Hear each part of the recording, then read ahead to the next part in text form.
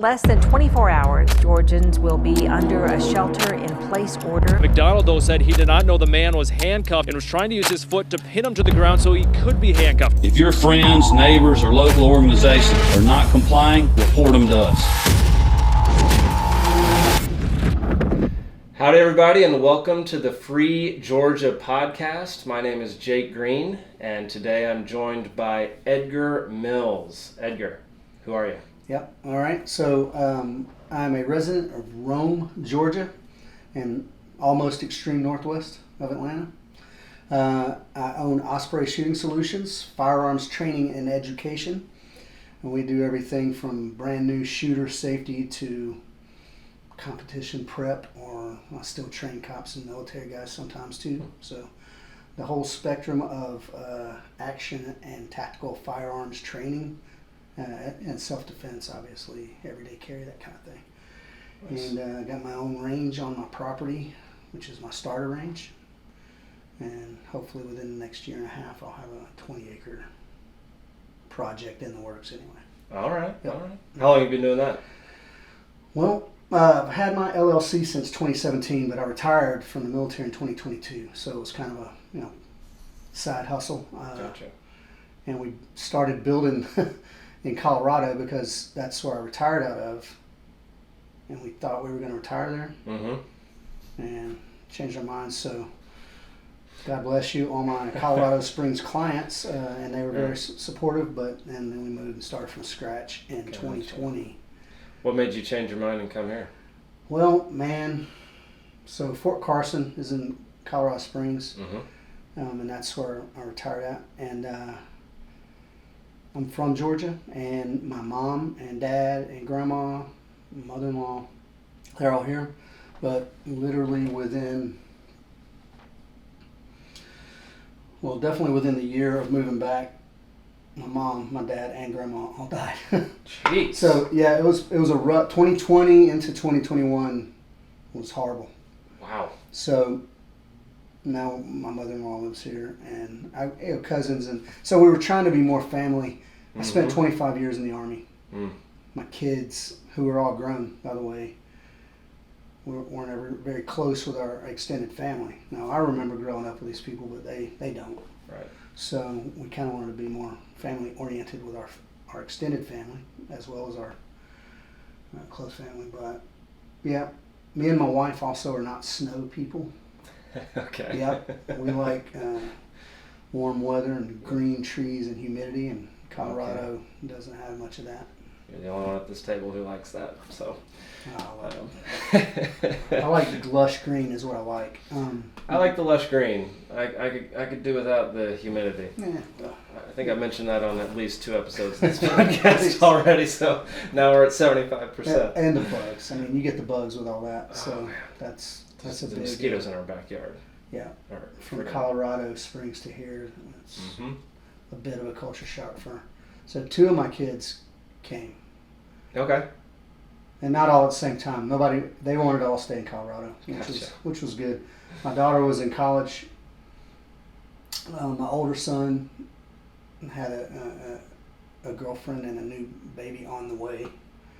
And my middle child, which is my younger son, he's already had a job in the Colorado National Guard and all that stuff. So. Gotcha. And he's still there.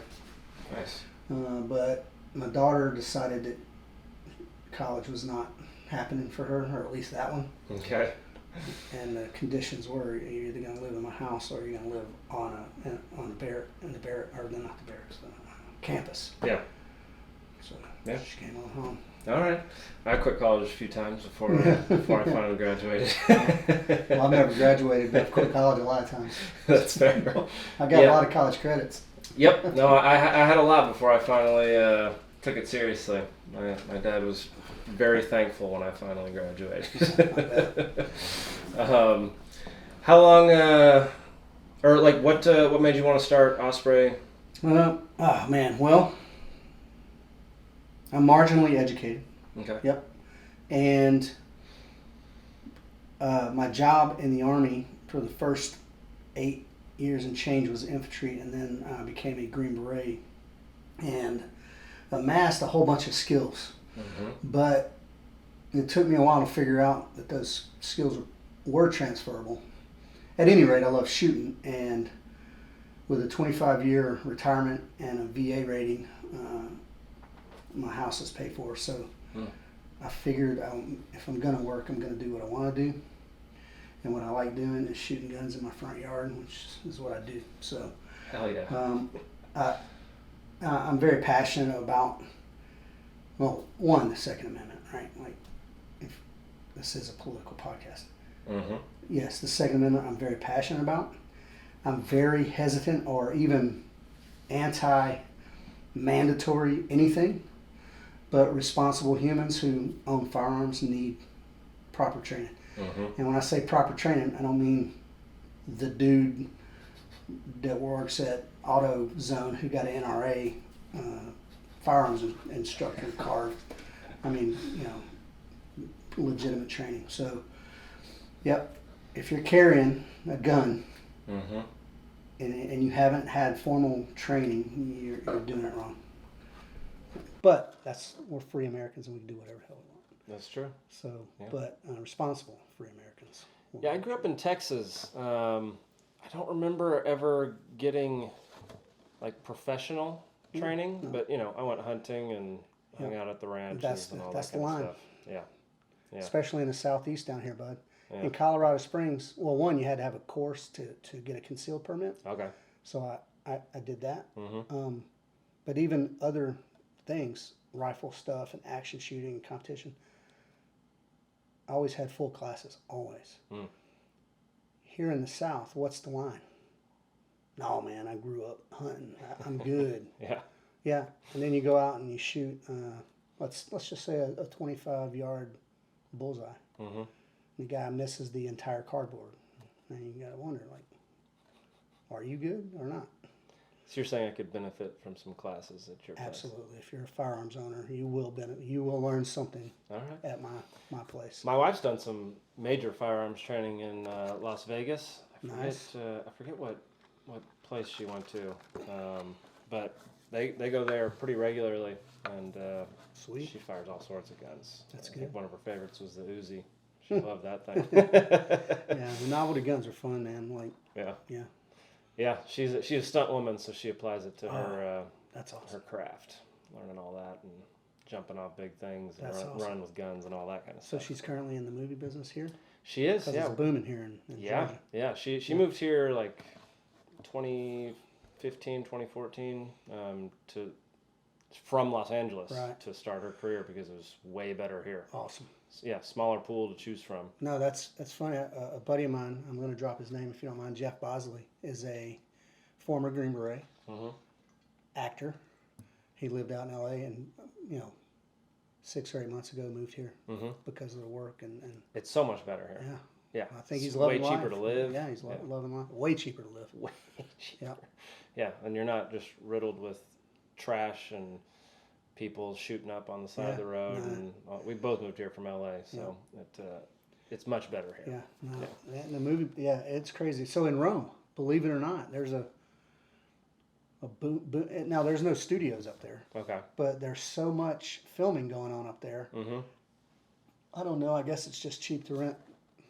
Historic houses and space and stuff like that. Yeah, big time. They're always. I think there's a Stranger Things. Like the main house from Stranger Things is in Rome. Yeah. Wow. I didn't know that. And there's a few, and they were last week. They were filming. I'm losing it now, but it's like a 1800s back in time sort of thing. Anyway. Gotcha. Yeah, on Broad Street and right in the middle of town. Nice. That's fun.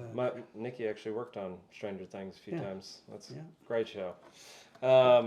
It is Gun Month here at the Libertarian Party, and rather than getting a actual arm, I decided to stack it on some shotgun shells. Just to get it to my level, and I thought it was on theme. So, let's talk some guns and Second Amendment and stuff. Yeah. What are your thoughts on the federal stuff that's been happening recently with the Supreme Court and all that? Well, there's been no major federal movement on gun stuff. They've been talking a lot about they've been talking a lot. Stuff. And then a few states have done some wazoo 10-round capacity restrictions and stuff like that. Yeah. The funny thing is, there's plenty of data to show that when that happened during the Clinton years, that it had zero effect. And that's not an opinion. I mean, there's numbers, there's data. Yep. That the magazine ban had zero effect on violent crime. So it's arbitrary. It's just like we were talking a little earlier, teams against the other team don't like this. This is what we're doing. Yep. Yeah. There's no real rhyme or reason behind it. It just feels good. So as long as Georgia, I don't know how long you've been in Georgia, but you know that. About 5 years. Yeah, okay. So you've been tracking the constitutional carry and all that stuff. Yeah. So, and that's good. But like we just said, if you're a firearm carrier, you should get some training. Otherwise, you're just a menace to society. Fair enough. Nothing would be worse than shooting yourself or someone that you did not intend to shoot out in public somewhere. I can't think of anything worse Because than that. Yeah. regardless of law, that you're going to be standing in front of the judge trying to explain. And first thing they're probably going to ask is what makes you qualified to carry this gun? I mean, yeah, you have a constitutional right to carry it, but what did you do to become proficient? And you're just going to be standing there, shoulder shrugging. Yeah. I imagine most people would. So, yeah, I like that Georgia has, Georgia's got pretty freedom-oriented laws, right? They're not that restrictive. And I was trying to do a little research because my daughter is 19, soon to be 20. And I was trying to determine if now that it's constitutional carry, you have to be 21 to purchase a firearm. But you only have to be 18 to possess a firearm. So I worry about her. She's a waitress at Mellow Mushroom. Sometimes she gets off at 11:30 or midnight or whatever. So yeah, I want her to be armed, and she's trying to find an apartment right now as well. So yeah, she's gonna have a gun in her apartment. I mean, that's just. But I'm trying to ascertain the legality of her having a firearm on her person, right, or at minimum in her car. Right. The law is not very clear on it. Yeah. I mean, I'd say the law is not very clear on a whole mess of things. Well, yeah. But yeah, I mean that's also just very confusing. I don't know. That can get a little gray and a little confusing. That you can buy at 21, but you can carry at 18. Well, that's just it. You can possess. Now, what does that mean? Yeah. Now we're talking about semantics. Yeah. I'm possessing this gun right now on my person. Yeah. Is that okay or no? Yeah. So who knows? Some people would read possess as purchase, like own, like it's yours. You know. Well, it would. Like I'm sure as a dad, I can buy my daughter a gun. Okay. And I'm sure that they can. If she lived in an apartment, she could have that gun in her apartment. It's fairly clear on that the law, but it says possess when it comes to. It doesn't address can an 18-year-old carry it around? You know? Right. So I don't know. All right. I don't want her to be a felon or anything, but I also don't want her. She always carries a knife and pepper spray and like everything else. I imagine she can handle herself pretty well. Yeah, well, she's a little thing, but she's a vicious. She's vicious. Yeah, sounds like my wife. So you've lived in Georgia. You grew up in Georgia. Yep, right? Grew up. Yeah. How has the gun scene evolved since you were? Well, I haven't always been in the gun scene. Obviously, all my uncles and everyone hunted, but nobody ever carried a pistol. My granddad taught me to shoot a pistol when I don't even know how, like 7 or something. But wow. He never carried it. So I don't know about carrying firearms. And then I told you I was a bike messenger before I was a soldier. And that was during the weekdays. On the weekends, I was a bouncer. Okay. But I didn't have an automobile. That's why I was a bike messenger. But right. I carried dirty back then. I carried a gun, and I didn't have a holster. It was in my waistband. Wow. But literally as a civilian, So this was in the early 90s. Mm-hmm. Literally, as a civilian, I've pulled my firearm 3 times ever. And I never had to use it, thank God. Mm-hmm. One of those times was on Edgewood Avenue. Okay. And at probably 3:30 in the morning. So you can... Okay. That makes more sense. I was coming home from work. Yeah. And I had to MARTA bus until the buses and trains stopped running, and then I was walking the rest of the way. So from somewhere around downtown up to east side over close to Grant Park, which is where I lived. So Edgewood was the way to go. Mm-hmm. 2 dudes were standing on either side of the sidewalk drinking. I mean, I could see that they were drinking because some of the bars are still open. And so as I rounded a corner, I looked up and I see 2 dudes, and now I'm starting to do a thought process. I'm like, well, if I cross the street, I'm going to look like a victim, right? Like I'm gonna. That immediately shows fear. Yeah. And that's probably going to exacerbate the situation. That was and plus I was young, and some ego involved. Well, I consider myself a bad dude. Okay. Now, I've taken plenty of ass whoopings, but I've given plenty as well. So at any rate, I wasn't going to beat these guys up. 1, they were obviously bigger than me. 2, they were drinking, which could have worked for or against, who knows, in a fight, but I didn't want to get that far. But my thought process was this. I crossed the road, I looked scared, and predators can smell fear. Mm-hmm. I was like, or I can just continue on doing what I'm doing. I looked at him, but I made eye contact. I didn't mean mug him. I made eye contact and let him know, hey, yeah, I see you standing there mean mugging me. I got it. So I walked through, and as I got several paces beyond them, one of them yells out and says, "Hey, ain't you the white boy that owes me money?" He said that, and I looked over my shoulder and said, "No, man, it ain't me." And I kept walking. Well, I heard they started following, right? So as I figured they were about close enough, I was going off. I didn't want to turn around and I did not want to show fear in any way. Mm-hmm. But I didn't want to really turn around and confront, so I was kind of stuck. So I figured they were about close enough, and I stopped and I just turned around and faced them. And I gave them the what the F shoulder shrug. And I was like, I told you, it's not me, man. One of them had the bottle upright in his hand. Oh, yeah, by the neck, right? Yeah. So he was going to whack me over the head with it, for sure. So I stopped, I turned around, I gave them the what the F shrug. And then when I dropped my shoulders, they started charging. They were probably, maybe 5-7 meters away. They weren't that close. Yeah. So I pulled my gun out and drew down on them, and thank God they ran. Wow. So I stood there for a second. I mean, this is pre-cell phone, by the way. Yeah. Like, not everybody and their brother was. Yeah. So it's like Wall Street cell phone. I'm standing there, and they take off. And then, so then I had to do an SDR on the way home just to make sure I wasn't followed. But so I put my gun away. I looked left and right. I'm like, man, I hope nobody calls the cops. And then I left. And then I took the long way home.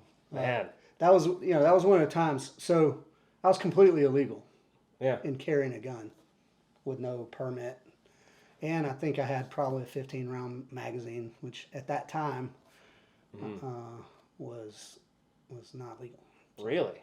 Interesting. Now, flash forward to today. If that were today and the same exact thing happened, I would immediately call 911. Like, if they ran away, I would still call 911. Mm-hmm. Like, hey, I would describe them. Right. Here's what happened. I drew down, and they ran.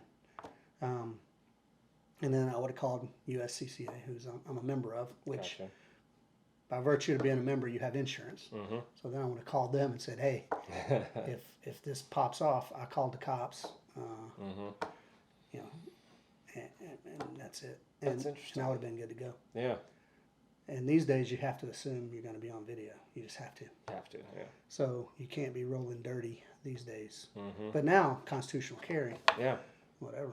That's interesting. The fact that that gun definitely saved you from some It absolutely physical did. harm. Oh, I would have at least caught a bottle over the head. Yeah. If not, got boot stomped and robbed. I mean, I gotta assume Yeah, they wouldn't have got anything. But the fact that it was illegal for you to have it made it impossible for you to call the cops. No, that's right. to I literally report it. stood there and I was like, man, I hope nobody calls the cops. That's all. And then I went home. Man, what a weird like little backfire for a law. Yeah. You know, like the gun may have saved your life, but if you'd have been caught with it, you'd have gone to jail. Yeah. That's so stupid. Yeah. That's so stupid. I'm much happier how it is now. And I'm trying to think, man, maybe at that time, I might have been 20. Okay. So even with a constitutional carry, I'm not sure I would have been allowed to be carrying it, but Gotcha. I also had a pending felony at that time. Jeez. So I was definitely illegal. Now that's long since been resolved. However, yeah, there. All right. So you have a pass. Let me just say this. As a bouncer, there was a lot of violence, right? But I Yes. had more violence in my bike messenger daily routine than I did as a bouncer. That's so crazy. People hate guys on bikes on the road, it turns out. I've had mailmen try to run me off the road. I've had dudes pull guns on me while riding on the road. Jeez. And the felony stemmed from a young 17-year-old dude and a passenger Okay. who threw an unopened Coke can and hit me in the head. What the heck? Knocked me off my bike. I stood up, turned into the Incredible Hulk, chased him down to the next red light, Yep. and got in a physical altercation. Turns out there was a cop right there witnessing the entire... They didn't witness the can. Yep. They witnessed me yanking this kid out of the car and whatnot. So. It's like ref throwing a flag during a fight in a football game. Yeah, man. Yeah. So, I you want to see know, the second hit. so that was a pending felony, which lasted well into my military career. Cost me Interesting. about $4,000 to get fixed. Yep. Yep. So, Man. but yeah, Nowadays it would have been all caught on camera. it would have been all on camera. Yeah. Yeah. That you could You'd just been been like, fine. look, you can see him throwing the can right there. Yep. Every business on that road. It was Yep. Peachtree Street. It was like Oh, wow. it was- Okay. no, it was like Peachtree and Yeah. probably close to maybe 10th, somewhere in that area. Yeah. Yeah. At that point, had you had any official firearms training? Zero official firearms training. Gotcha. I did like everybody else. I had a gun. I went out in the backyard, Yeah. shot stuff. You were taught to shoot when you were 7. Yeah, legit. Yeah. And it wasn't legit training. It was my granddad, Right. who his claim to fame, he's long since dead, but was a bootlegger, in the back. Okay. Nice. Yeah. So who knows Hero. how he learned. Yeah. Right? That's awesome. So give me a little breakdown on what y'all do at Osprey, and Okay. yeah, like day to day. Well, the bread and butter are courses, and I have, I don't know, 8 or 10 different courses, but ranging from everyday carry, which is all obviously focused on concealed, close range interactions, reacting to stress. I have another course that's bounced off of the everyday carry course, and it's called Armed Self-Defense. It's basically the everyday carry course, so we do force-on-force scenarios also. Now that's an eye-opener for a lot of people. Force on, because I don't just have a bad guy. I have 3 bad guys. You know what I mean? So problem solving. Yeah. That's what it is.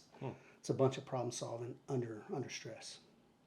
Then I have stuff like I have a dynamic pistol, dynamic rifle, and dynamic 2-gun, which are all tactically and or competition oriented, depending on my class. Okay. If I have half and half, some guys that want to be tactical guys.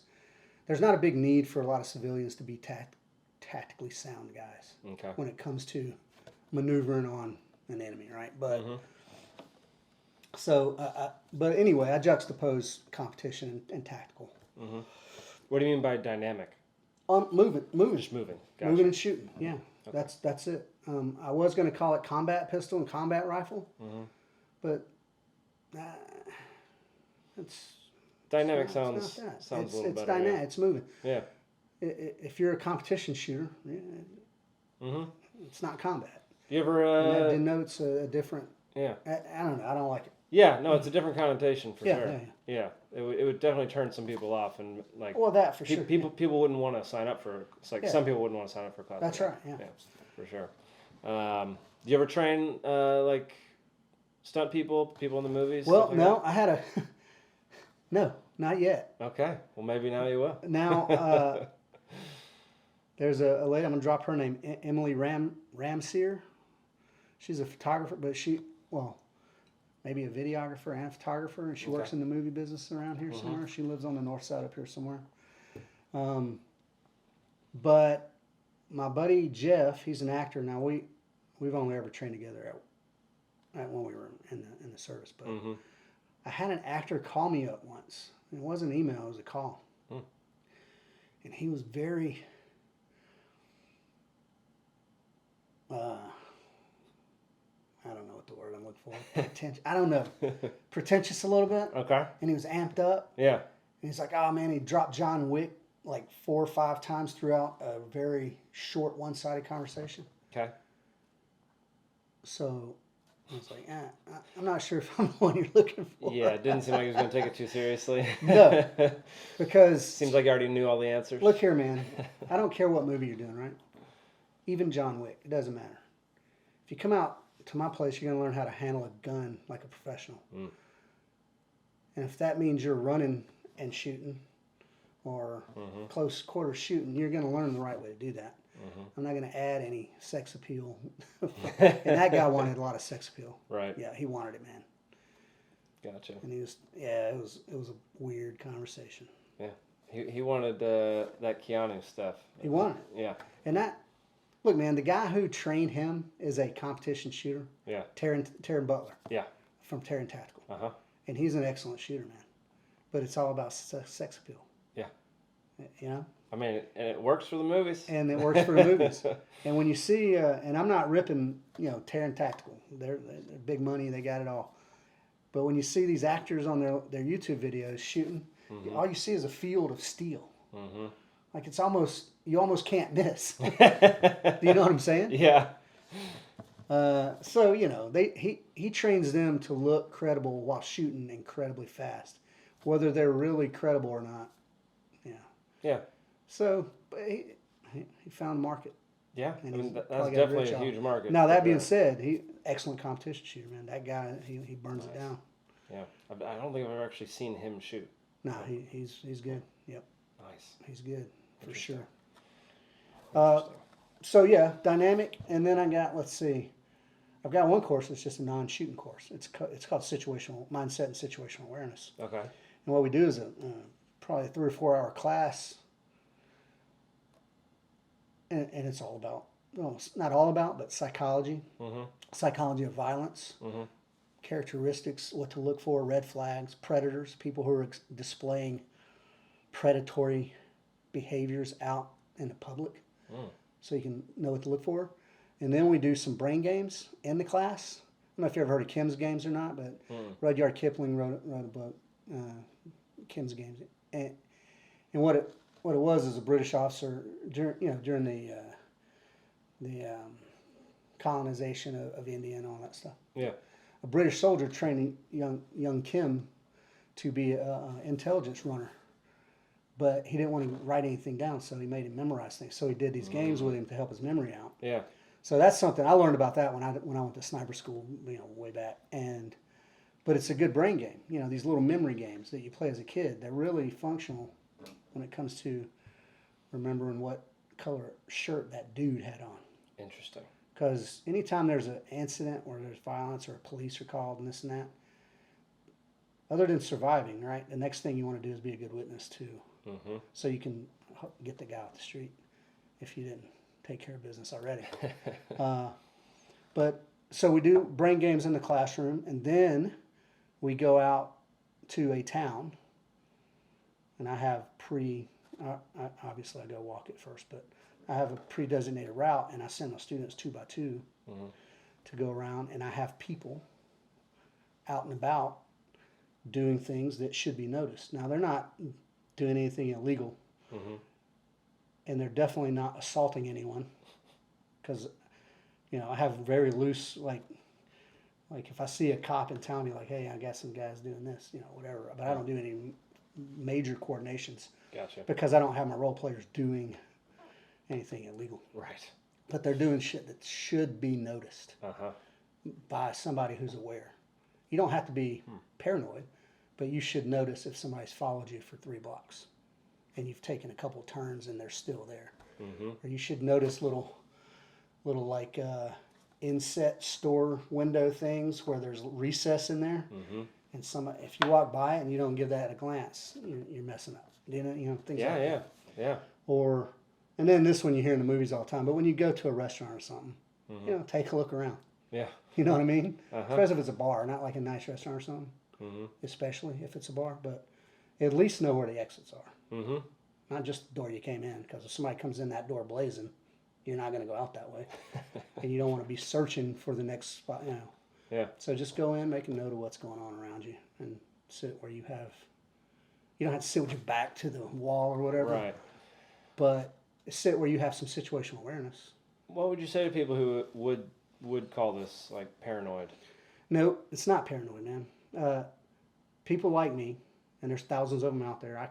Who knows how many former Green Beret, Ranger, Delta, Navy SEAL dudes are out there, retired, whatever. It's just the way it is. Yeah. You just pay attention to things. You look for potential threats. It's not paranoia. Now there's a level, I'm sure, and I've heard a psychologist speak on this. Like if you were paranoid and you were living that way, like at some point it gets exhausting, right? Yeah, and that's paranoia. Like if you're taking physical efforts for sort of irrational fears. I'm just looking in dark space. It's not irrational to do that. I mean, it makes sense to do that. Yeah. Especially in this day and age, because I can tell you this, and I don't know if this is already a quote that exists or not, but to the victim, violence is always random. Right? You don't know when or where somebody's going to lose it, or you walk into the middle of some, who knows, gang violence that got nothing to do with you. You just happen to be there. And down in Atlanta, how many people are in Atlanta these days? 7 million or so? Something like that, yeah. Metro Atlanta, anyway. 7 or 8 million in Metro Atlanta. It's a lot of people, man. And kind of getting off a little bit on politics, right? Like you said something about Bernie earlier. They always make comparisons to all these Scandinavian countries. Yeah. Look, man, those places are homogenous. Everybody looks the same. Everybody has the same values. Yep. Everybody, there's just not that many people. Correct. Just numbers wise. Yep. In America, especially a major city in America, who knows who's there? I mean, there's people from all walks of life, and value systems are not the same.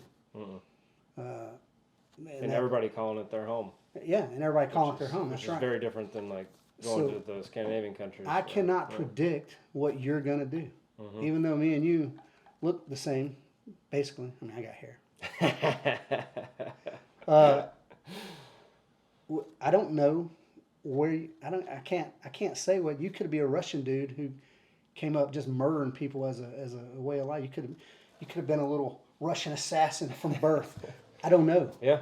And that's extreme, right? But it's not unreasonable to. Yeah, I want to believe everybody's good, but everybody's not. You can see simply by the crime statistics. So there's nothing wrong with being prepared for that. And that's not prepper stuff. That's not paranoia. It's not vigilante by any stretch. No. Yeah. It's just being prepared for bad things. You know, and if you're married, you got kids, it's your job to make sure they're okay. Yeah. Even more reason to. That's it. To do it. Yeah. If you don't care about yourself, fine. But if you got somebody else that now you're responsible for, you're just negligent if you don't look in the dark corner. I agree, man. Yeah. As soon as I got married, things changed in my head a little bit. It does. Yeah. And it's something simple, like which side of the sidewalk your wife is on. Like if you see something that looks suspect, you'll probably naturally slide over there. Yep. Or if you're on a busy road, you'll probably naturally put yourself between the cars and her. Yeah. That's what, guys do. Or not even guys. I don't even want to get into all this gender stuff. But not even guys, just people who are protectors. Yeah. Right? Protect your other, whoever that is. Carrying a firearm is a way to do that. Yeah. I never carried before I got married. It was like that changed a lot for me. Well, bro, I carry everywhere, literally. Mm-hmm. I carry at church. Yeah. I carry when I go to the gym. Mm-hmm. I carry everywhere. Yeah, that takes some dedication. It's a lifestyle. Yeah. I've been trying. I've been working my way to that. No, it's a lifestyle. Yeah. It's uncomfortable carrying a pound and a half hunk of metal on your person. Yes. So eventually you'll get used to it. I've gotten used to it, but. Do you recommend any specific concealed carry holsters or systems or anything like that? No. I'm an appendix carrier. That's okay. Just from a functional perspective, it's faster to draw your gun from appendix than it is, anywhere else. You can train anything. Mm-hmm. I'm not a big fan of the small of the back. Yeah. Like you see in some of these movies, that's kind of garbage. These shoulder holsters and stuff you see in some rap videos, or like Barney Miller or something. From I don't think shoulder holsters are that. You know who Steven Crowder is? Yeah. I think he's got those holsters. It's got to be a novelty. There's no way he can carry it. But if he does, whatever. But I got a small story about that. I'm standing in a chow hall in Kabul. The officers like to wear those shoulder holsters around the fob because you have to have a gun on you at all times. Mm-hmm. Which why wouldn't you? Because you're in Afghanistan. But I'm standing in a chow line, and an Air Force officer is standing in front of me. He's got a shoulder holster on, and his Beretta is in his holster so that I'm looking directly down the muzzle of that barrel. And I'm like, man. And then I'm like, you know what? Let's just play this out. Let's say the Taliban come over the wall right this second, and this dude decides he wants to draw that Beretta and yank it out of his holster. Uh-huh. And he's got his finger on the trigger. I'm not busting on the Air Force, but they're not highly trained marksmen, generally speaking. All right. Suppose he decided to pull out, and he pulled the trigger as he was pulling his gun. You know what I mean? Mm-hmm. I would have sidestepped and punched him in his head. But what I'm saying is, I guarantee you he doesn't train on the range with that holster. Right. And they wear it. These shoulder holsters have a strap on them. Mm-hmm. And they're supposed to also clip to like your belt or something. So that they're so they can't move secure. And toss around. Yeah. But they wear them like a little vest, like a little fashion accessory. Yeah. So like even if he did pull, like the whole holster would probably twist around on his body. Yeah. It's like the movies. It's trying to imitate ridiculous. But because they're following an arbitrary rule and they don't understand why they're following that rule, which is we're in the middle of Afghanistan and people want to kill us. They're doing it because, that's the rule. I have to carry a gun, so I'm just going to put my dainty shoulder holster on. No, man, Kydex, there's the hybrid, like neoprene back or leather with a Kydex, thing. Those are all right. They take up a lot of real estate, but I just got a Blade Tech Kydex inside the waistband holster. Gotcha. Yep. I was looking at the Enigma. Have you messed around with that one yet? Enigma. Yeah. It's this strange, it's more, you attach a holster to it. It's more like a carry system, I guess, and it's got a little strap that goes around your leg to secure it, but it basically it makes it to where it's slightly more concealed than a typical holster. With a strap on your leg? What's that? With a strap on your leg? It's got a strap on the leg and waist. But it's all underneath your clothes. Yeah. Yeah. It's very interesting. And I don't know. I gotta look that up. Man. Yeah, I've been watching some reviews on it. That seems a little excessive. It's definitely interesting. Let me just say this. Yeah. If you want to carry guns or if you want to shoot guns, watch videos of professionals. Okay. Now, there's 1 million people on YouTube. Mm-hmm. Who knows? Multiple millions.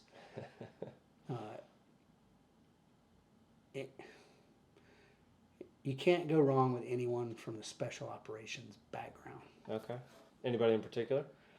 Well, two of my favorite guys that I follow and watch, and one of them I've trained under, is Mike Pannone, and the other is Matt Pranka, I think his name is.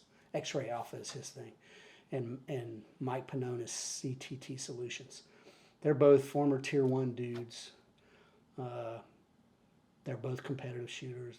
They both have done any tactical thing you can think. They've done that, and they're like high performance level guys. Okay. But they're both no nonsense guys. So you're not going to see any weird, sexy, nonsensical stuff. It's real stuff. Like There's no style points. no. The style points is being faster than everyone else and better. I mean that's it. So I try to follow, along with those guys on that kind of stuff, and I don't recommend a lot of gear a lot of times. I'm not one of these guys that says whatever feels good for you is okay. There's good stuff, and the gun business, like any other businesses, you get what you pay for. Yeah. But yeah, you should definitely do research on stuff. But before you commit to buying one of those things, you're not going to be able to try it out for a while. And the only way you know that it sucks is by wearing it around for like a week. Yeah. And you're like, oh, this sucks. Yeah. So I have too many holsters that I tested out for like a month and hated, and then moved on simple to the next one. Kydex, man, just a simple inside the waistband holster. Yeah. Kydex. And then the other thing about that is, what am I looking for in Kydex? Well, there's a million holster brands out there too. Does it have a good clip on the back that holds on to your belt? That's what it's about. Like when you grab the gun, the holster don't come out with it. Yes. Now, part of that is the type. If you wear a good concealed carry belt, or not even concealed carry belt, but a thick belt. But yeah, the clip. And does the holster hold your gun? Like most of them have screw retention, like just tension. But I always say this in class, like if you're hanging upside down from a helicopter, is your gun going to fall out? If it is, then you either need to tighten your tension a little bit, or you need a holster that's going to make sure your gun doesn't fall out. Because you might not always be on your feet. You're probably going to be hanging from a helicopter, but you might fall over a parking pylon in Walmart parking lot backwards. I've seen those videos on TikTok. Yeah. So good equipment, but it doesn't. The more elaborate it is, probably the less likely it is to be good. Gotcha. Yep. Oh, they called it a chassis system. That's what chassis. There you go. Yeah, the Enigma. System. Yeah. Yeah, they've created something new and improved. So in the gun business, there ain't a whole lot of new and improved out there anymore. Like, I ain't saying it's maxed out, but there's a gun that come along recently that I think is one of the genuinely most innovative things I've seen in the gun business ever. The Alien, you've seen the Alien pistol? The Lugo Alien? I haven't seen it. Yeah, well, it's got the barrel is, so if you're looking at the slide as a top and bottom, the barrel is on the bottom of the slide, sort of. Okay. And then the entire upper slide does not move, only a piece of it does. So anyway, the whole point is to mitigate recoil, to minimize as much as possible recoil. Now, it's a $5,000 gun, so I haven't shot one. Goodness gracious. And I don't have sponsors falling all over the place.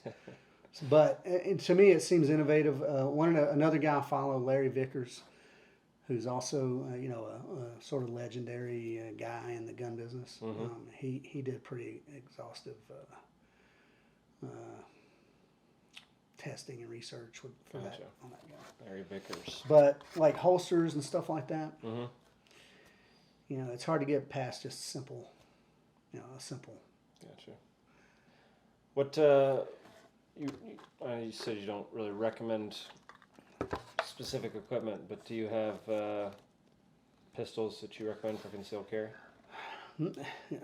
Compact size, like I carry a Glock 19 normally. For some people, they think that's a little too big. Subcompact, yeah, there's some subcompact guns that that fit your hand okay if you're a big-handed dude. Mm-hmm. But these micro guns and these little bitty pocket guns, I don't really recommend too much. Gotcha.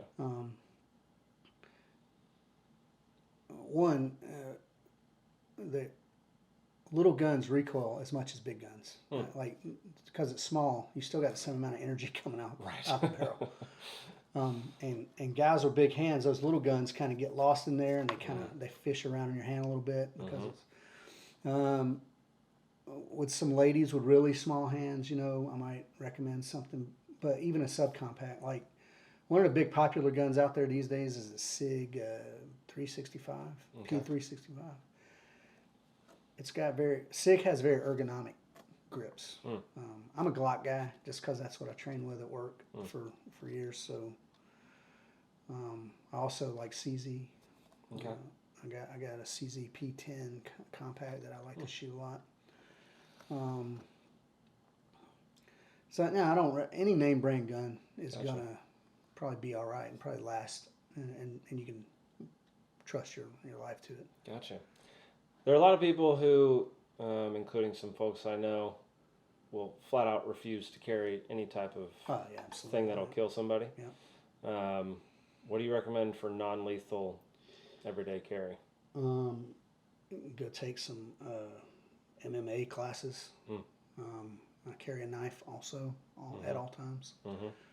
I took a knife course once, and one thing that I learned in that is that nobody wins a knife fight.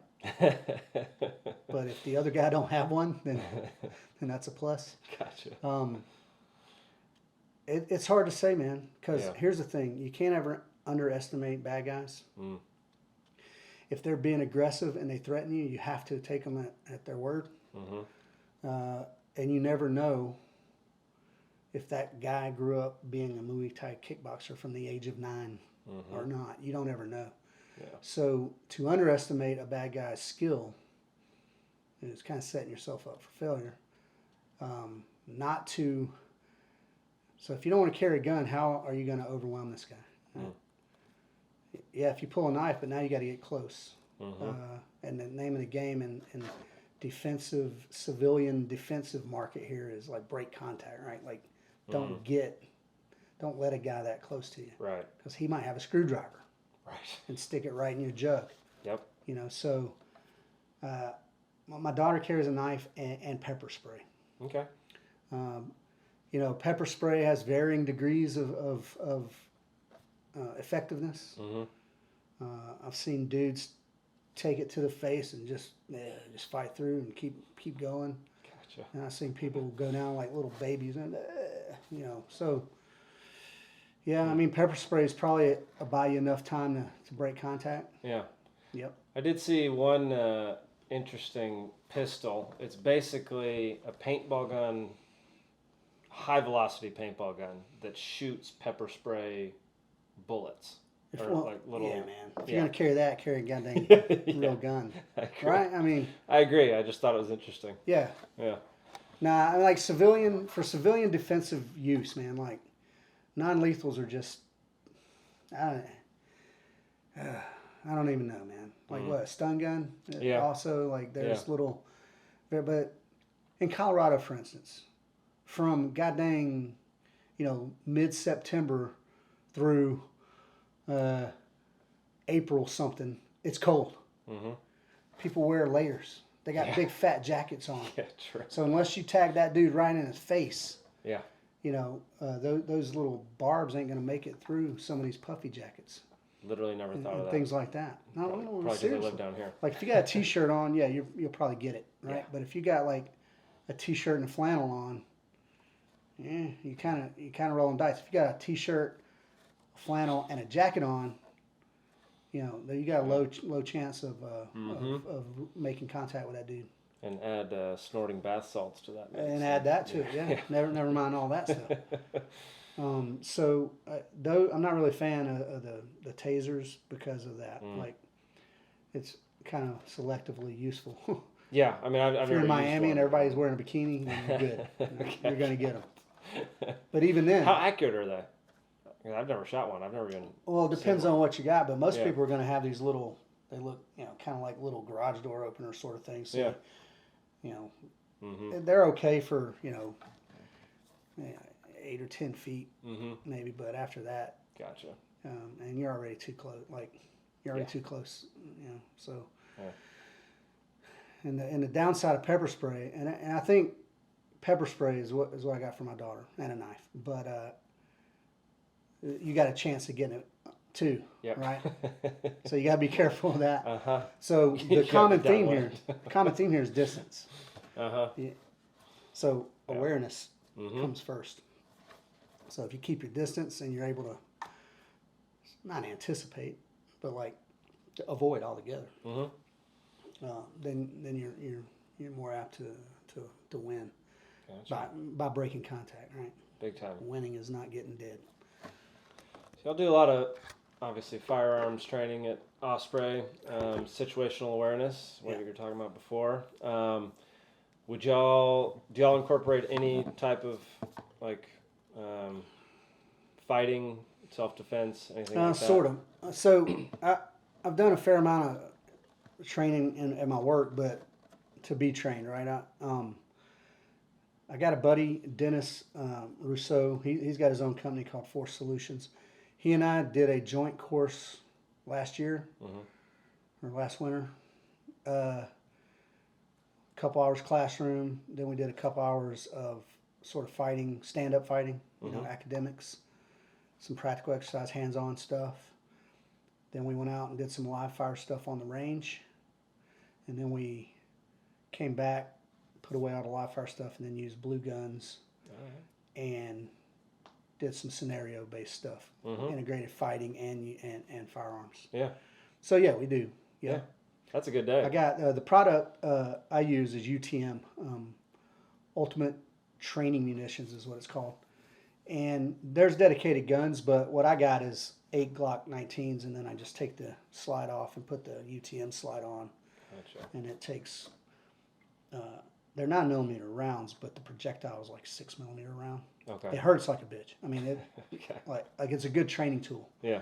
And in my estimation, for any tactical or self-defense stuff, like force on force, to me is the highest level of training you can get to before, without actually being in the business, because you're reacting to other humans.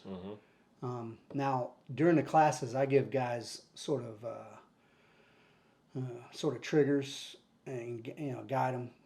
Like sometimes it'll be sort of a passive interaction, and they won't do anything unless you freak out and do something. Right. And then sometimes they're very aggressive. It depends on, I'll run the students through a couple different types of scenarios. So if your only tool is a hammer, everything's a nail. So I don't want to get that involved. Like you got a gun, so you got to shoot this guy. Right. I want them to solve the problem, break contact. If they can go hands-on without killing the guy, great. I've been in fist fights before, a couple, where I was armed, but the other guy was not. He was just an asshole. So we did the business, and that was it. I never drew my gun. Interesting. So every answer is not blasting the guy. Yes. And I try to reiterate that, and especially during a practical pistol course, which is what you might call a beginner's course. I don't like to use advanced or beginners or anything, because fundamentals apply across the whole spectrum. Right.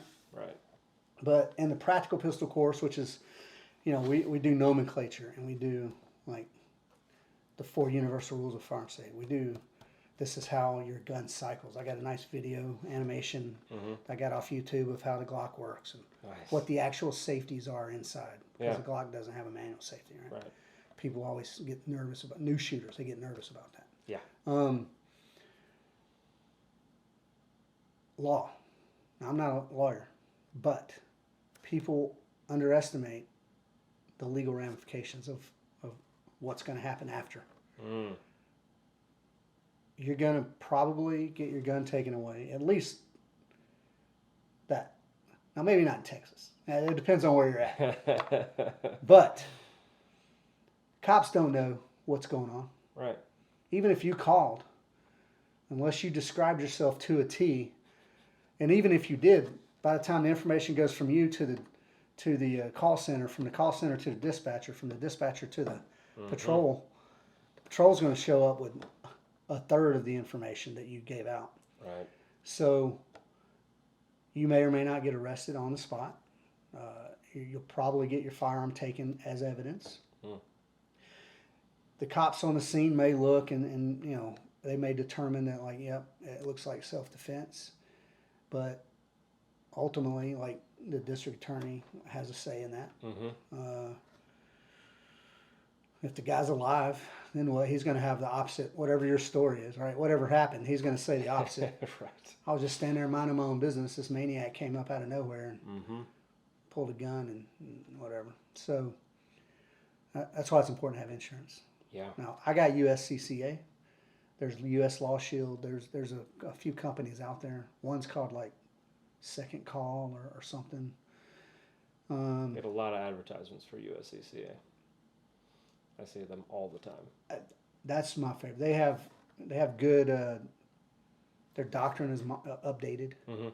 I kind of poo-poo on NRA a lot because all their controversy with LaPierre and all the way they run the organization and the amounts of dollars that flow and don't seem to reflect in any of their training doctrine whatsoever. No. That said, I am an NRA instructor. But that said, I've never done an NRA class. Gotcha. Yeah. I'm an NRA instructor because civilians know the acronym NRA. Yeah. I'm a USCCA instructor because they update their doctrine. And now, I don't do any USCCA classes either, but I take bits and pieces from theirs. And their legal stuff is pretty robust. So I use their slides and their research and their curriculum for that block. And some places go over to legal, especially if you're doing concealed carry courses in states that require it, they'll do the legal stuff. Gotcha. But if you're doing a concealed carry course in a state that's constitutional carry, yeah, they probably just blow right over it. Who knows? I don't know. I don't. I spend a little time on it. Interesting. Because there's going to be a process. Whether you win or lose, there's still going to be a process. And you may lose that gun for a period of time. Yeah. That's something that definitely people don't talk about very often. Is like what happens after you discharge it in a kind of situation. Even in the classes I do. Yeah. I get some folks and I throw before I even bring up the legal stuff. I'm just like, all right, so here's the scenario. What happened? Oh man, I blast that dude and this and that and the other. I'm like, all right. So all right, now the cops show up. Oh, I just tell them what happened. I was like, okay, but now they think you're the aggressor. Well, yeah, well, you got to be able to. If nobody listening to hears this, take away this. You have to be able to articulate the threat to your life or someone else's. Yeah, you have to be able to articulate the threat. If you don't articulate that threat and the guy was an asshole, you're not winning. You're going to jail. Yeah. If you shot the guy and he's dead, the cops agree that you're all good, but you were blazing like it was going out of style, and you emptied your entire mag and you hit some little old lady grocery shopping out of, you know what I mean? All that is whatever. Now you got to answer for that. You're held to a higher standard when you carry a killing machine on your belt. And you should be. I mean, I believe it. I agree. Now, I'm a proponent of armed society's polite society. Yeah. If I had to look at you, and if I was shady, right, and I was like, all right, I'm going to take this dude. I'm like, yeah, but if I assumed you were carrying a gun, that changed my whole dynamic. Yeah. Now I gotta approach it all different. It's not just easy breezy, easy prey. So I think if everybody was armed, everybody would be a little more. So you think we should adopt Switzerland's policy? Is that their policy? Everybody's armed? Everyone's armed. Everybody takes classes when they're younger. But are they armed in their rifles in their closet? Or are they physically armed? I don't know the answer to Their that their one. rifle's in their closet. Most likely. Yeah, that's what's up. Yeah. They're on call. Yeah. They're all militiamen. They're all Minutemen. But at least they've all had formal training. No, that's right. But that being said, I wouldn't want to make America a conscript army on call at all times either. Can you imagine? No. Like even with just a volunteer army, you get some colorful characters Uh-huh. in there, Yeah. and not all of them need to be armed. Just at the Libertarian National Convention, there Yeah. were some colorful characters. So never mind. Never mind the mental aspect of all this stuff. Uh-huh. And that, speaking of that, I mean that's where the problem is. I think it's got nothing to do with how many rounds fit in your magazine at all. This latest guy, Yeah. where was Pennsylvania. that? Chicago. Or no, Chicago. Yeah, outside Well, Chicago. outside Chicago. There's obvious mental issues there. Oh, obvious. Well, if he couldn't get his gun, I mean, correct me if I'm wrong. Illinois is one of the most strict. Yep. I talked about this last week. yeah, yeah. They have red So- flag laws. They have so- ban assault weapons. The point all that is, kind of stuff. the mental stuff. It's not being addressed in a more pragmatic way. It's easy just to blame the guns and that's it. Yep. It's hard to pin down mental issues. And I mean, I get it. Yeah. I'm no psychologist. I consider myself a junior psychologist. But how do you solve? I mean, it's so. And here's the thing: it's such an individual little problem. Every person is different. Yep. So there's not a blanket statement. There's not a blanket law. There's not a blanket policy, especially for 360 million. Never, even in a state though. Georgia, I think, somewhere close to 10, 11 million now. The whole state. One policy don't fit, man. Even from Atlanta out to Rome, the rural sections of the state, which are vast, are completely different than Centennial Park, Little bit. downtown. It's just you can't have blanket, and that's what the federal government does, and that's what the state is. It's just a big one size doesn't fit all. Yeah. I mean, the thing is, it's not a policy problem. It's I talked about this last week. It's a cultural problem, and it's how children have been raised over the past 20-something. That years. is true. That is true. Policy is not going to fix any of that. No. And you can't dictate where people derive their values.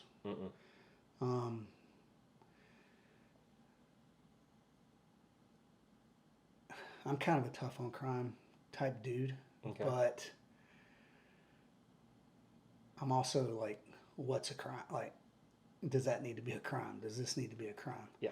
I was tough on I was violence. about legalizing weed way back before it was cool. You There know we what I'm go. saying? Love it. And I never smoked weed. And Yeah. I still don't. Yeah. Why is it illegal? You know, things like that.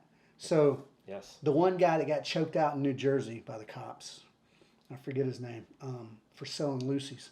Is it Michael something? Nah. No. That was St. Louis. That was For St. selling loose cigarettes. Yeah. No, I remember him. So Yeah. It's crazy. was he fucked up, or is the law just excessive? I would Like- argue the law is a little And excessive. if you look at the number of cops that were in on that, and you're Yeah. like, hey man, what the heck? Yep. Like, did that even need? Who knows? I wasn't there, but I don't think it should have escalated in a way that it did. Now, I'm not a cop hater. I'm just saying they're going to enforce. It's the cops' job to enforce the law. The people that hate on the cops need to take 2 steps back and hate on the politician that proposed the law to begin with. There's some truth to that for sure. Yeah. Yeah. Absolutely. Now, are cops mindless robots? Are soldiers mindless robots? Who knows? But Some of them. some Not are. all. But the same with the cops too. If it was a priority for you, you would vet them in a way that, and you would make the job valuable too. Yeah. Like many cops are out there getting paid garbage, like just junk, and they literally are risking their lives. Yeah. So here's the thing, I tell this sometimes, and usually to cops, but did you watch the Netflix, the Waco Yeah. thing? Did you watch that? Yeah. There was a scene in the show, right? Now, who knows if this conversation really took place in real life, but there was a scene in the show where the hostage negotiator dude was sitting at a picnic table with the head SWAT dude or DA dude or whatever. Yeah. And they were at odds, right? The negotiator was like, let's just negotiate. Let's just, we can. And the other guy said this. He goes, and I'm going to use an arbitrary number, but he goes, 7,000. And the guy's like, what do you mean? He's like, 7,000 to 1. For every one of us, there's 7,000 of them. And he was talking about citizens. I was like, that line in that movie was the defining moment right there for me. That guy, at least the character in the show, looked at citizens as the enemy. Yep. And he portrayed that good. Now, whether or not that's really how it was, I don't know. But the way he portrayed it, that's the way I see some cops out there that are like that. Yeah. And one of the famous lines is, hey, if it's I'm going home to my wife and kids, or I'm going to go home. Well, I get that. And every situation can't be de-escalated. True. But I've seen plenty of cops out there that just throw fuel on the fucking fire, man. I've seen them, you know, and I know guys like that. I tell you, I still train cops. I want them to be trained. If a cop shows up to my, I half jokingly tell cops this too, because I usually train SWAT guys.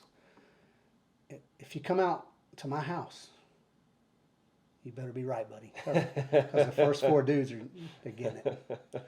Whatever happens after that, I don't know, but the first 4 dudes are going to get it.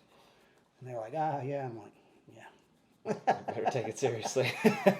No, I love these guys. They're out there doing a thankless job. You know,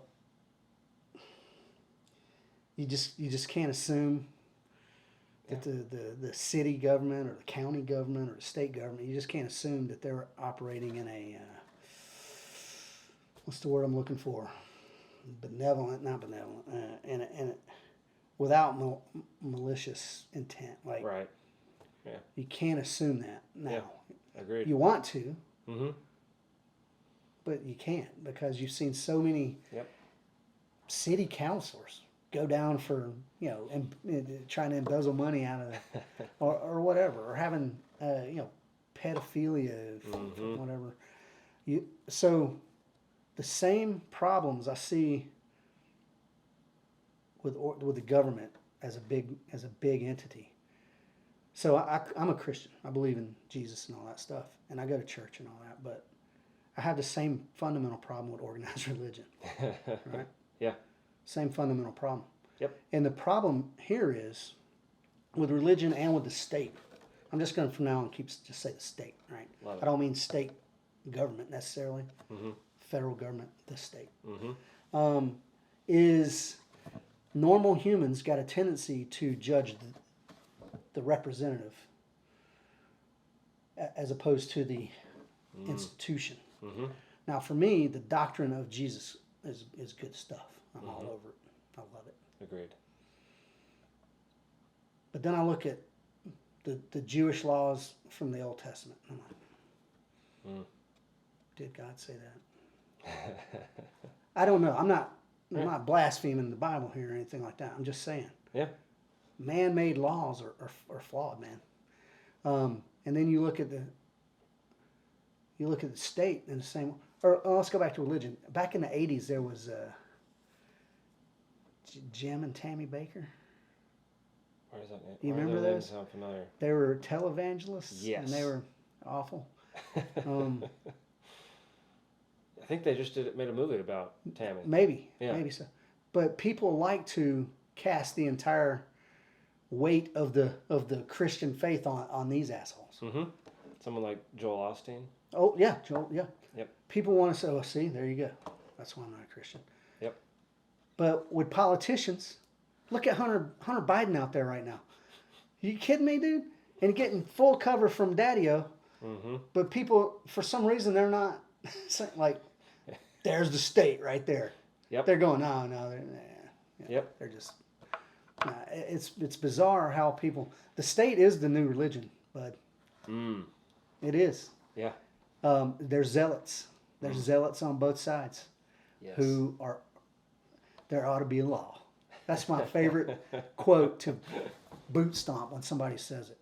And when somebody I know and like says, oh man, there ought to be a law against this, I go, so what you're saying is you want a SWAT team to show up, snatch this dude out of his house in front of his kids and wife. Oh, well, no, it's not one. I'm like, yeah, there ought not be a law. You shouldn't say that phrase in front of a libertarian. Yeah, exactly. So you're gonna get your ears stopped off. The state is the new religion. It's not new. It's been around. It's but it's more predominant now. It's I would more say, 'cause predominant. More people are involved. Yeah. Social media in general. Yep. Yep. The interwebs, buddy. They got Yep. the information travels fast and furious. Mm-hmm. And how many people out there do not vet their info? 99.9%. Yeah, like everybody. Nobody vets. Even I don't vet it sometimes.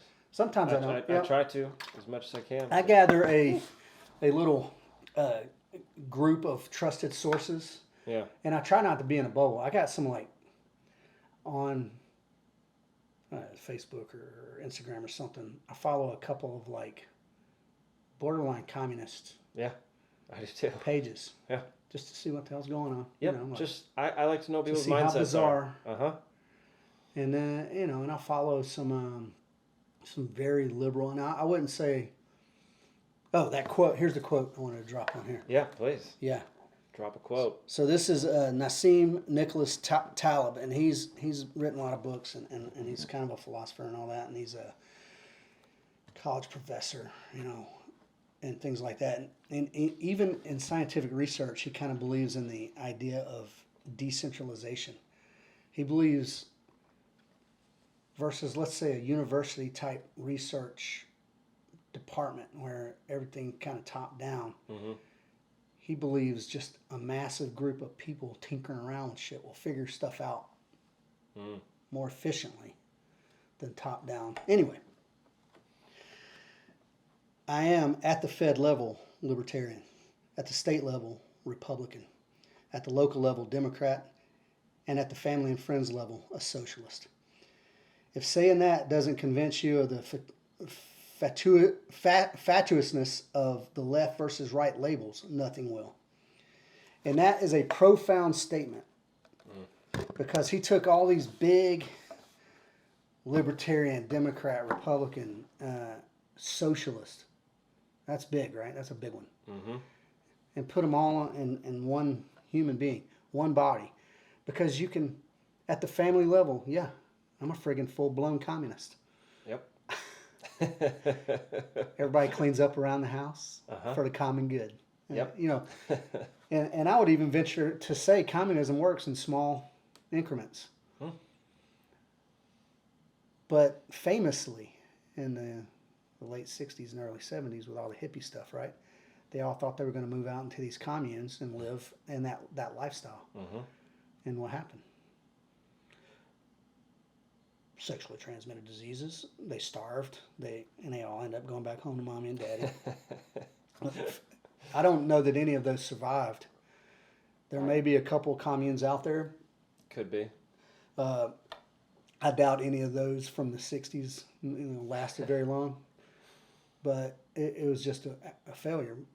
Because even, and let's, I kind of blame that generation for a lot of things.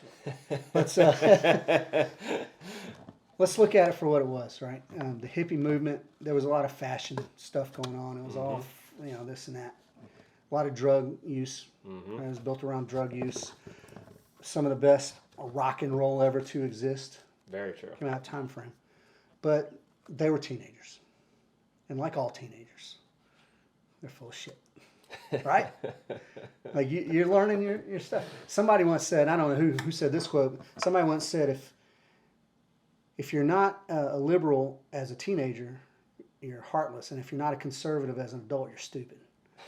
It takes time to develop a lot of things, but these teenagers, based off love and being high, decided they wanted to go live a different lifestyle. And it just didn't last. And now they're all in Congress and whatnot. But, it didn't last. It was a feeling oriented movement. Yeah.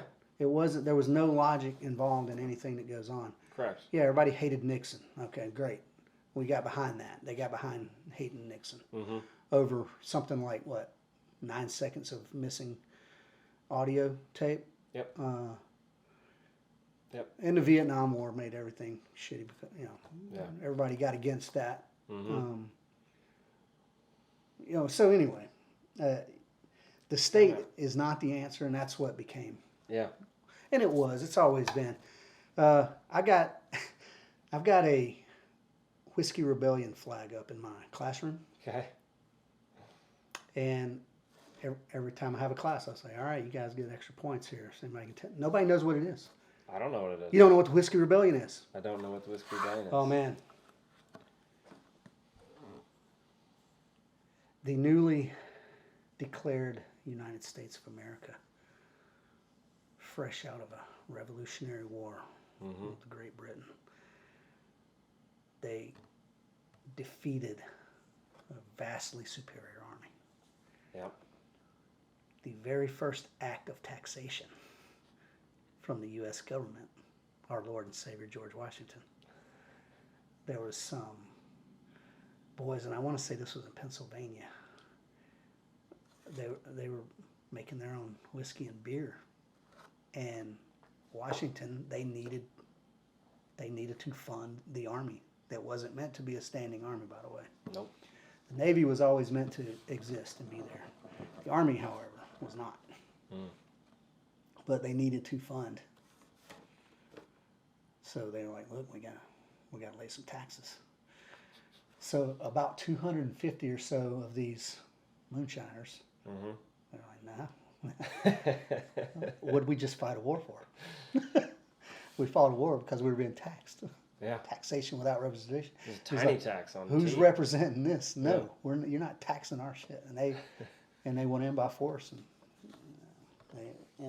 so the rebellion was put down immediately. Yeah. But the Whiskey Rebellion, that was the first act of taxation from our newly formed government, So the rebellion didn't work at all. setting a bad precedent. Wow. And Man, I want to say, that was a quick turnaround. oh yeah, I want to, man, what year was it? It's one of my favorites because it was like, look, yeah, George White, our founding fathers were heroes, man. Whether or not they had slaves and all, I get it, I understand. People were taking all the critical context and thinking out of that. Of course, they did have slaves. That was the way of the world at the time. But they were Every brilliant. country had slaves at that time. Yeah, they were brilliant guys. And but even for this, like, they were like, "Oh yeah, I guess we got tax." No, man. Like that 1794 is when that was. 1794. Man. What, like 10 years later? After the... That's insane. 1794. Man, that did not take very long at all. Let's go tax these dudes. They're doing too good up there, brewing their own booze. Jeez. Yeah. Yeah. Whiskey Rebellion, man. I'd never learned about that. And these are little bits and pieces. I never learned about it either. I doubt anybody in any educational organization does learn about it. No. I mean, what we were told was we rebelled over taxes on tea. Yeah. And then later on in your education, you never question why you have to pay taxes. I know. Right. It's like where's the disconnect there? Like people used to say this all the time. The only thing certain in life are death and taxes. Yep. Yeah. Well, death is certain. Yeah. Taxes, like, I'm a Ron Paul fan. Oh, me too. A buddy of mine, maybe 15 years ago, turned me on to Ron Paul. Mm-hmm. And I just started, doing my own reading. I was like, oh, he's a beast. Abolish the IRS. Yes. I'm all about abolishing, like, most of the federal government, though. Yeah. Especially the ones that control the money. Especially the ones that control the money.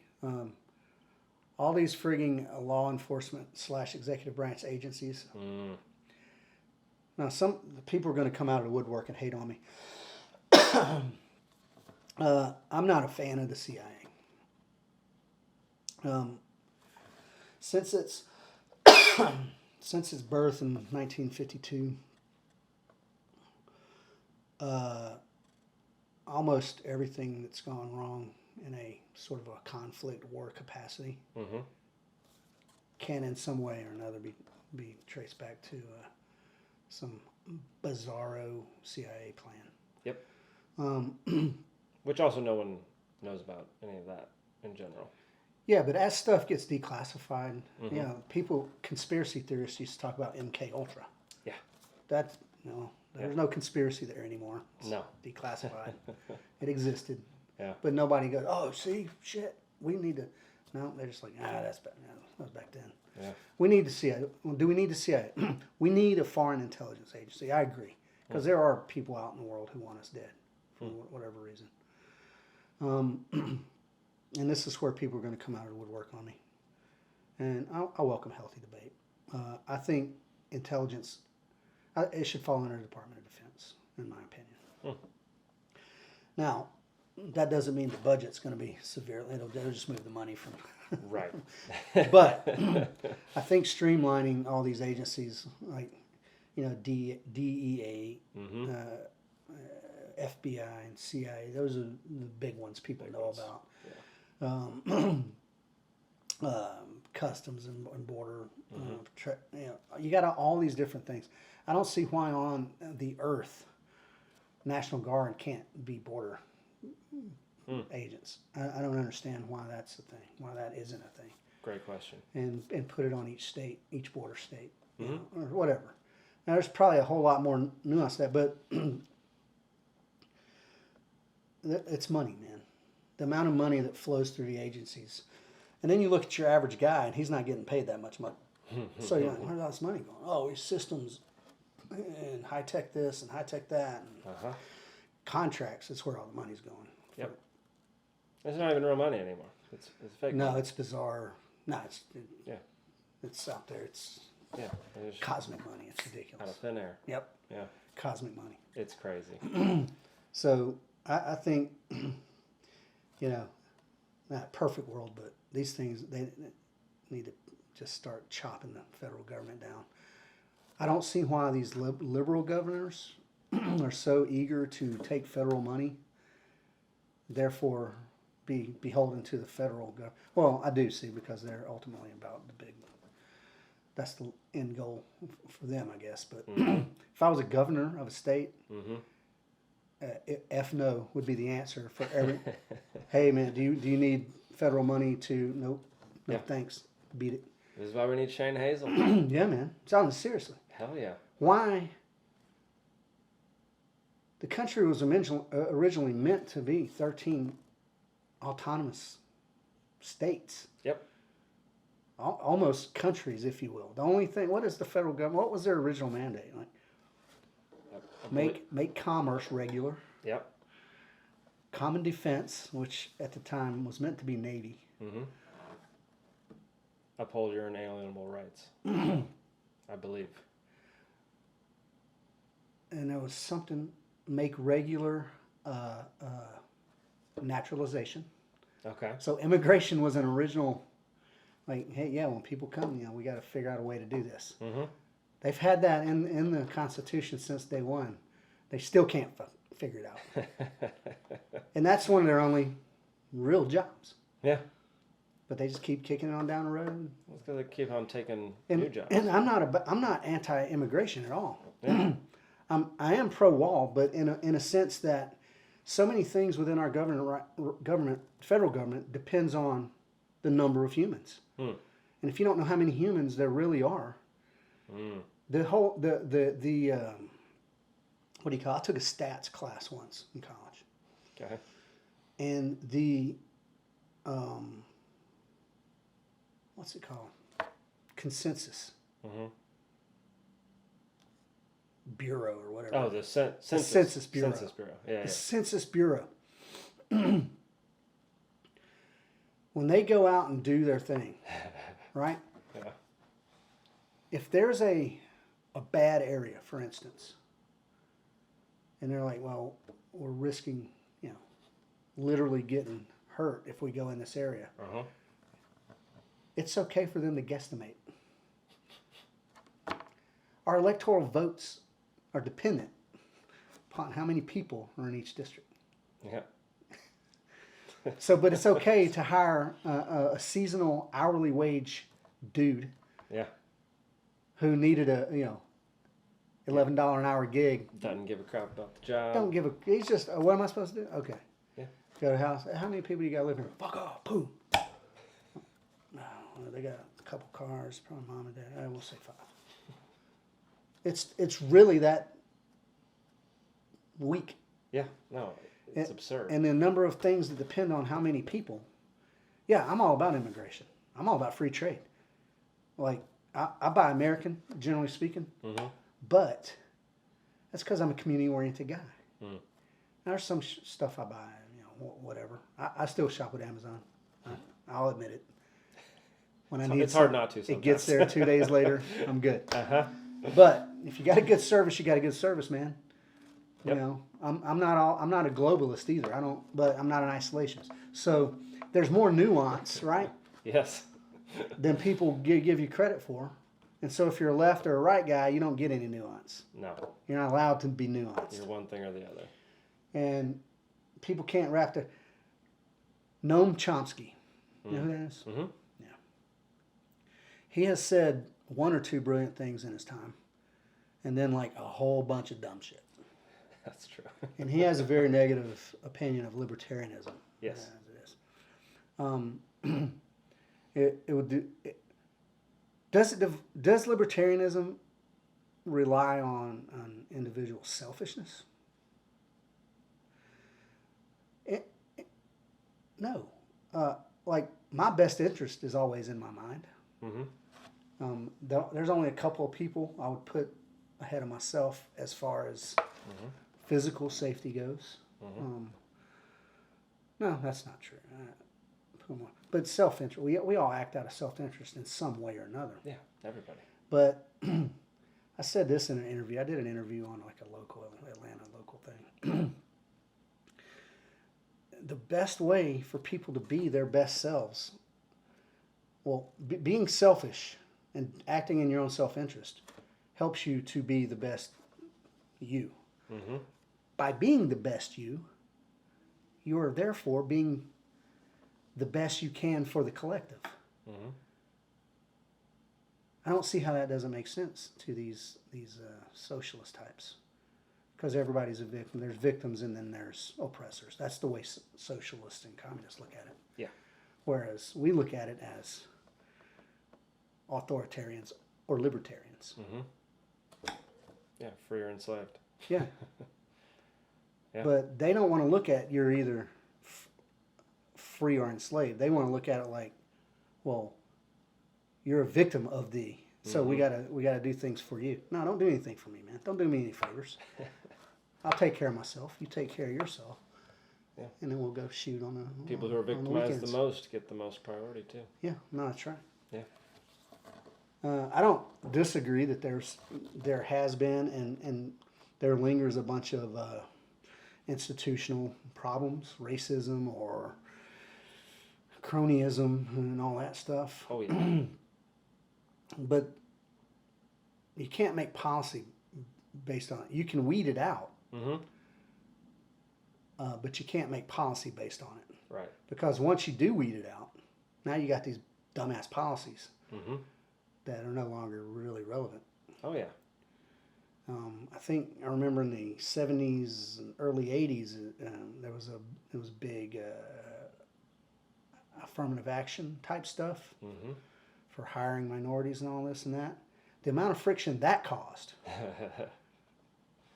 it disregarded the whole program because it created everything was meant to ease. It just created more of, which is exactly what the government does. Yep. They just create problems based on their own F-ups. They mess something up. It's the one size fits all thing. Yeah. And you can't do that with 300 million people. You have to be nuanced, and you have to be able to look at everything on an individual case-by-case basis. Yeah. That takes time. Yeah. Guess what? Congress has nothing but time. I'm a clean bill guy. I believe there should only be one bill at a time. I completely And if there's peripherals, then you make a separate bill that gets voted on. Yeah. Separately. Quit tacking on crap to other crap. All that stuff. Yeah. I'm all about the Edgar Mills Clean Bill Act of 2022. I think it should happen, man. I'm all about term limits. So, you know, that's a no-brainer. Like, yes, 100%. Yeah, that's a no-brainer. I might even be about age limits. Possibly. Oh man, I don't want to be ageist or not. I was I kind of bust on ageists. Before I retired, I was sitting in a Secret Service brief, like a recruiting brief. Okay. I was already in my 40s. Mm-hmm. Those dudes, not even with a waiver. I mean, if you're over 30, like 6, they want nothing to do with you. What the fuck? I didn't want to go be a Secret Service man. I was in there with a buddy, but Mm-hmm. I was like, well, what if I can still do the job, bro? I mean, you know. Mm-hmm. Yeah. We need young guys. Well, they want you in it for the next 20 years. That's right. And they got old guys there, but they've been in since they were young Right. or whatever. But Yeah, that makes sense. ageist. Anyway. Yeah, I think a good argument for that, you know, Joe Biden's definitely showing signs of degraded, Yeah. you know, mental acuity, man. Like he, you know, Yeah, it's a whatever problem. you want to say, he's being propped up clearly. And when he's reading the prompt and all that stuff, it just makes it worse and worse. And it's not even funny. It's funny, but like, It's sad. if I It's didn't just sad. dislike him so much, I would feel sorry for him. It is sad. Yeah. It is sad because there are people. You know, my grandma used to work at old folks' home, Mm-hmm. and I see all these old people that just when they're gone mentally, Mm-hmm. that is a sad state. Mm-hmm. And he's not in a sad state yet because he's living the luxurious life. But if you sat down one-on-one, it would probably be pretty sad. Yeah. I mean, he can't even read a teleprompter correctly. Yeah, probably be pretty sad. That's a problem. Well, let's bring it back to, let's kind of wrap it up here. I was told that Libertarian Party of Georgia is going to have an event at your place. Oh man, yes, yeah. I've been told to man. promote it heavily. Okay, So I can't believe I let that completely slip by. Yes. Libertarian Party of Georgia is coming out to Osprey Shooting Solutions on, I'm going to tell you here in one sec. I believe it's July 23rd. Is it? Yeah, because I'm in Probably right. Mexico. 23rd. And what this is going to be, let's see. Just want to confirm. Yep. Yeah. 23 July Sweet. from 4 p.m. to 8 p.m. and we're doing it later in the afternoon. Mm-hmm. So it's not hot as Hades outside. Yes. Like, because, and it's still there's plenty of sun still, but it's already kind of over Yeah. so we'll be in the shade a little bit, but we're going to do it a little later for that. It's $50 and we're going to do a little, little political banter, some intros Sweet. in the classroom, just get a little feel for where people are at on guns and whatnot. Then we're going to go out and I'm going to do some different blocks of instruction just for short periods of time. So I'm going to do, fundamentals first, obviously. Everybody will get to shoot, and then we'll do probably some tasks, maybe from the draw or maybe something that's a little bit more spicy if people are showing an aptitude. And, if we have a lot of people that are doing really well, then we might do a stage, like an action stage, where there's some, a little shooting and moving, or maybe a mag change or something. Cool. See what's happening. Yeah. And I always emphasize a lot of real life, everyday carry sort of, like, if we're doing a stage, I'll be like, yep, this is it. But imagine real life now. You need to be moving to cover. You need to be thinking about, are you looking at the foreground and the background? It's real easy to get sucked into a target and then you shoot it up. But the range is kind of it's good and bad because you get into the habits that you build on the range. A lot of people do. Yeah. And they're nothing like real life. Yeah. And it's so hard to replicate real life. So, yeah. Yeah. But you got to learn how to shoot, though. I mean, the fundamentals of putting bullet on target is, yeah, it's universal. No matter what, you still got to put bullet on target. Yeah. But yeah, that's going to be a good time, man. And I don't know, you know, it depends on where people are coming from, but maybe we'll go have a Guinness after. Heck yeah. But, yeah. You a Guinness guy? Yeah. That's all I drink. Yep. Yeah. I was going to offer you one before we sat down, but I forgot. There's a hashtag out there that I started. Murphy's is better than Guinness. What? You can never find Murphy's around here, man. I've had Murphy's. It's not better. Around here, though. It's better. I disagree heavily. But yeah, I generally drink Guinness because that's what people. That's the Irish stout that everybody has. Oh, it's my all-time favorite. I mean, it tastes way better in Ireland, but it's great here too. Yeah. Yeah. I spent a little bit of time in Northern Ireland. Yeah. It was awesome. Yeah. Yeah. I got a buddy that lives up there in Bangor, Maine, or Bangor, Ireland.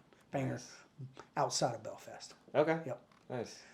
Yep. Good buddy. I wrote a script about the troubles and everything that happened during that time. So my buddy took me around to some of the famous spots, man. Okay. And he was a special branch dude. And he shot. He got into a thing with a famous terrorist, and he showed me where it all went down and everything. Which one? Man. Well, I'm not gonna name names. Okay. It's very uneasy over there all the time. Like even when it's not going on, it's still going on. Oh yeah. But here's something there are neighborhoods up there in Northern Ireland, in Belfast. I mean, like if the curb is painted a certain color, it's like gang stuff. Yep. And you will get effed up. Yep. If you're around there and you're not of that, and like you go 2 blocks over, different color on the curb. And, oh man, and the police precincts around there, they look like little fortresses, man. Yes, they do. Yeah, it's crazy. Dude. They're like fortresses. The town was nuts. Yeah. It got real. We took a ferry over from Scotland to Belfast, and man, it got real weird. Like at night, it was kind of eerie in certain spots, and the police stations were fortresses. It was really crazy. It's cool. And we were like told not to say certain words Yeah. while we were there. Yeah, yeah. Man, it was. Now my buddy, he was like, It's an interesting place. That was an interesting time. That whole conflict. And it's crazy. That it's sad. Yeah. And I say the same thing about the American Civil War. You can conceptualize being an enemy. Now, I'm not a Muslim hater at all. Shout out to my combat terp, Jaweed. I love that dude like a brother. We've been in combat together, and he's a hero. But you can conceptualize being at battle with somebody completely different than you. When it's literally your neighbor, or in the American Civil War, or even in Northern Ireland, your cousin. It's a whole nother level of savagery. It's horrible. Why? How do you get to that point? It's a great question. And obviously, well, people say Catholics and Protestants, but I mean, it's more political than just Catholics and Protestants. Yeah. They coexist everywhere else on earth. Right. It's way more political than that. Yes. But at some point, it just devolves into revenge because, that dude killed my cousin 2 years ago, and I'm gonna. Yeah, it'd be revenge on like the foot soldier civilian level, Right. And then it's just That's what it is. power for the people in charge. And every now and then, my buddy, I'll see some memes with old Jerry Adams or somebody that's cracking on him pretty good. Yeah, Dahi O'Connell. Yeah. All those guys. But I don't want to get blown up or anything, so I'll just stay out of that one.